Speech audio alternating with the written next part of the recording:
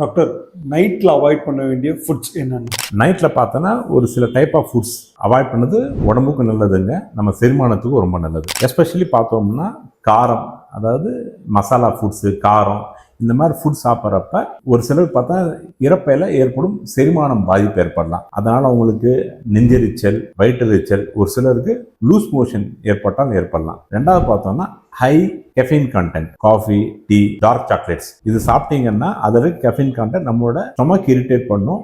At the same time பார்த்தோம்னா நம்மளுடைய sleep சைக்கிளும் damage ஆக வாய்ப்பு இருக்கு. மூணாவது பார்த்தோம்னா டீப் ஃப்ரைட் ஃபுட்ஸ், இத்தனை பஜ்ஜியாக இருக்கலாம், போண்டாவாக இருக்கலாம், சமோசாவாக இருக்கலாம், இல்லை ஃப்ரைடு சிக்கனாகவும் இருக்கலாம். இதனால நம்ம டைஜஸ்டிவ் சிஸ்டம் இதை டைஜஸ்ட் பண்ணுறதுக்கு எக்ஸ்ட்ரா டைம் எடுத்துக்கும். 5-6 ஹவர்ஸ் எடுத்துட்டு நம்ம ஸ்லீப் சைக்கிளையும் டிஸ்டர்ப் பண்ண வாய்ப்பு இருக்கு. நாலாவது பார்த்தோம்னா நம்மளோட high sugar contents, ice cream, sweets அந்த மாதிரி சாப்பிட்றப்ப என்ன ஆகும்னா ரத்தத்துல சுகர் கான்டென்ட் ஜாஸ்தி ஆகும். அது ரிஃப்ளெக்ட் பண்றதுக்கு இன்சுலின் உடம்புல சுரக்காகும். இதனால உங்க ஸ்லீப் சைக்கிள் மாற்றம் இருக்கும். அஞ்சாவது பார்த்தோன்னா ஹை ஃபேட் கான்டென்ட், பார்த்தீங்கன்னா எல்லா fat content food, either it's mutton ஆகட்டும், சிக்கன் ஆகட்டும், ஆயில் வைக்கட்டும், போண்டா பஜ்ஜி ஆகட்டும், இதெல்லாம் சாப்பிட்டீங்கன்னா இங்க இருக்க ஒரு சில ப்ரோட்டீன்ஸ், ஃபேட் டைஜஷன் பண்ண லேட் ஆகும். ஸோ நைட்ல இந்த மாதிரி ஃபுட் முடிஞ்சாலும் அவாய்ட் பண்ணிக்கோங்க. அப்படி சாப்பிட்றதுனால எர்லி இந்த ஈவினிங் 6:30-7 சாப்பிட்டுக்கோங்க. லேட் 10 மணி 11 மணிக்கு இந்த மாதிரி உணவு சாப்பிட அவாய்ட் பண்ணிக்கோங்க. நீ இந்த மாதிரி இருந்தீங்கன்னா நீங்களும் ஹெல்த்தியா இருக்கலாம், பிளஸ் சந்தோஷமாகவும் இருக்கலாம்.